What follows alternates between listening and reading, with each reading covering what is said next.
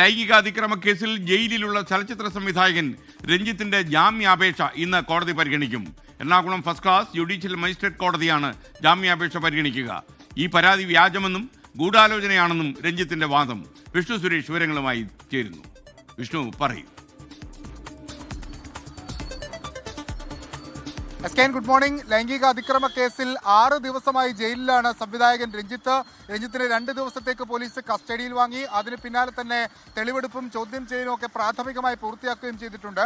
ആ പശ്ചാത്തലത്തിലാണ് ഇന്ന് രഞ്ജിത്തിന്റെ ജാമ്യ ഹർജി പരിഗണിക്കുന്നത് Ernakulam first class judicial magistrate കോടതി. രഞ്ജിത്ത് ജാമ്യഹർജിയിൽ പറയുന്ന പ്രധാനപ്പെട്ട കാര്യങ്ങൾ ഇങ്ങനെയാണ്. ഒന്ന്, ഈ പരാതി വ്യാജമാണ്. തനിക്കെതിരെ ഗൂഢാലോചന നടന്നിട്ടുണ്ട്, ഒരുപാട് ശത്രുക്കളുണ്ട്. ഈ പെൺകുട്ടി ICCയിൽ പരാതി നൽകാതെ പോലീസിൽ പരാതി നൽകിയതും അതോടൊപ്പം പരാതി നൽകാൻ വൈകിയ കാര്യങ്ങളും രഞ്ജിത്ത് ജാമ്യഹർജിയിൽ ചൂണ്ടിക്കാണിക്കുന്നു. ആരോഗ്യ പ്രശ്നങ്ങളും ജാമ്യഹർജിയുമായി ബന്ധപ്പെട്ട് കോടതിയിൽ അറിയിക്കുമെന്നാണ് നമുക്ക് മനസ്സിലാവുന്നത്. രാവിലെ 11 മണിയോടുകൂടിയായിരിക്കും രഞ്ജിത്തിന്റെ ജാമ്യഹർജി പരിഗണിക്കുക.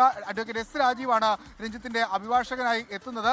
പ്രോസിക്യൂഷൻ ആകട്ടെ രഞ്ജിത്തിനെതിരെ പരമാവധി തെളിവുകളുണ്ട് എന്നുള്ള നിലപാടിലാണ്. ജാമ്യഹർജിയെ എതിർക്കാനുള്ള സാധ്യതയാണ് നിലവിൽ ഉള്ളത്. രഞ്ജിത്തിന് ഇപ്പോൾ ജാമ്യം ലഭിക്കുകയാണെങ്കിൽ പോലും രഞ്ജിത്തിനെ വീണ്ടും ചോദ്യം ചെയ്യണമെന്ന ആവശ്യം ഇതിനോടകം തന്നെ പ്രോസിക്യൂഷൻ അല്ലെങ്കിൽ പോലീസ് മുന്നോട്ട് വെച്ചിട്ടുണ്ട്. പ്രത്യേകിച്ച് ഡിജിറ്റൽ തെളിവുകളുടെ അടിസ്ഥാനത്തിൽ ചോദ്യം ചെയ്യണമെന്നാണ് അവരുടെ ആവശ്യം. ഈ കേസിന് ആസ്പദമായ സംഭവം ഇങ്ങനെയാണ്. ജനുവരി 30-ാം തീയതി ഫോർട്ട് കൊച്ചിയിലെ സിനിമാ ലൊക്കേഷനിലെ കാരവലിനകത്ത് വെച്ച് യുവനടിയോട് അപമര്യാദയെ പെരുമാറിയെന്നാണ് രഞ്ജിത്തിനെതിരെയുള്ള കേസ്. സ്ത്രീത്വത്തെ അപമാനിക്കൽ, ലൈംഗികാതിക്രമം, തടഞ്ഞു നിർത്തൽ തുടങ്ങിയ വകുപ്പുകളും രഞ്ജിത്തിനെതിരെ ചുമത്തിയിട്ടുണ്ട്. ഒരു സംവിധായകൻ 6 ദിവസമായി ഈ കേസുമായി ബന്ധപ്പെട്ട് ജയിലിലാണ്. ഇന്ന് രഞ്ജിത്തിന് ഏറെ നിർണായകമാണ്. ജാമ്യം ലഭിക്കുമെന്ന പ്രതീക്ഷയിലാണ് രഞ്ജിത്തിന്റെ അഭിഭാഷകനും അതോടൊപ്പം തന്നെ പ്രതിഭാഗവും ഒക്കെ ഉള്ളത്. SK. Thank you Vishnu Suresh.